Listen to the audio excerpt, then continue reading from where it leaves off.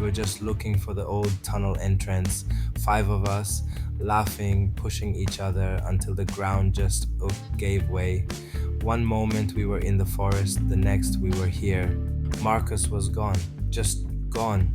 We called for him, but the only sound was the hum of flickering lights and our own panicked breathing. Then we saw the walls. Names, dates, thousands of them. The passage opened up into a city, but not any city I've ever seen. Black stone towers that touched the ceiling of the cavern, and the people, they didn't speak, they just wandered. A boy ran toward us. He was terrified, his clothes in rags. We pointed behind him, screaming about something in the dark. "It's not him," he cried. "It's never him." We found Marcus standing before a massive black cathedral. He turned around, smiling that goofy grin, but his eyes, they were wrong, deep, bottomless pits of black. And then he started to change. We ran back to the passage, back to the light, but the door wouldn't budge. Only the stairs remained, descending, always descending, into the heart of whatever built this place. Five remained. The whisper came from everywhere, the walls, the ceiling, the darkness itself. It wasn't loud, it didn't need to be, every one of us heard it. The lights flickered back on. Sarah was crying, Ava looked frozen. Ethan was spinning around wildly, searching for Marcus. Lily stood perfectly still. And me, I couldn't stop staring at the spot where Marcus had disappeared. 1 second he had been beside us, the next he was gone. No struggle, no scream, no sound, just gone, like he had never existed. Then we heard him. "Guys!" Marcus's voice echoed somewhere below us. Faint, distant. "Help me." Ethan immediately moved toward the staircase. "Marcus," I grabbed his arm. "No!" "What do you mean, no?" "Listen." We all went silent. Marcus called again. "Guys, help!" Then he repeated the exact same sentence. Exactly, the same tone, the same pause, the same breathing. Like someone had pressed replay again and again and again. Lily's eyes widened. "That's not him." Nobody argued because deep down we all knew she was right. The strangers were gone now.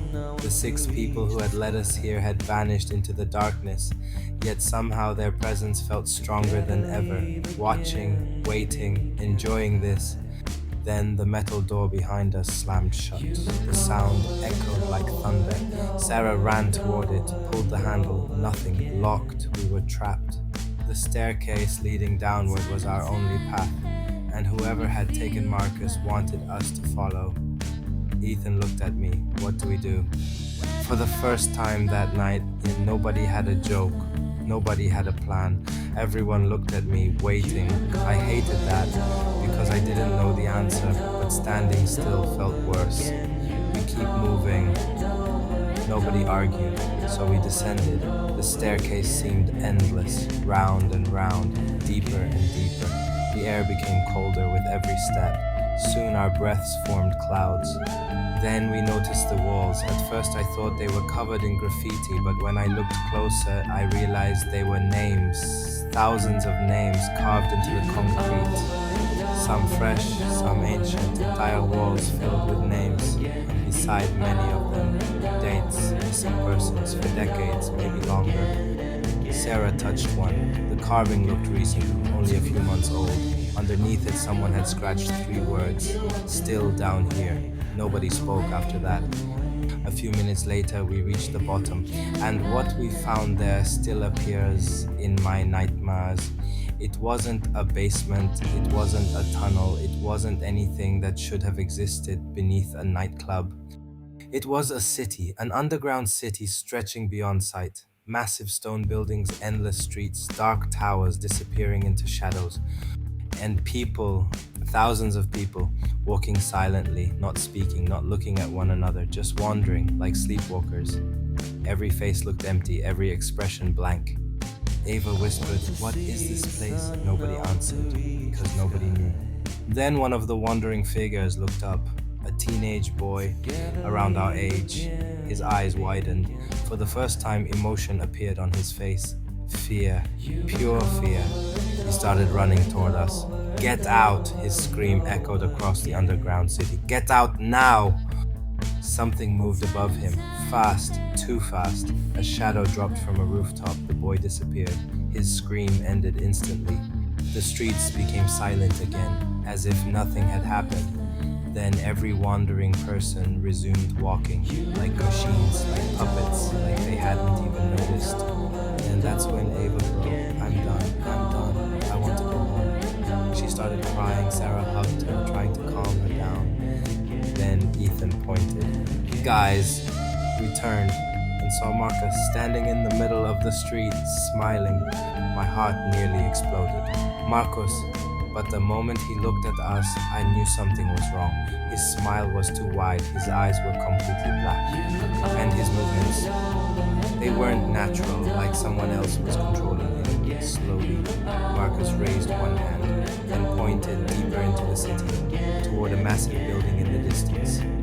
A cathedral-like structure made of black stone. At its top sat something enormous, a shape bigger than a house, watching us.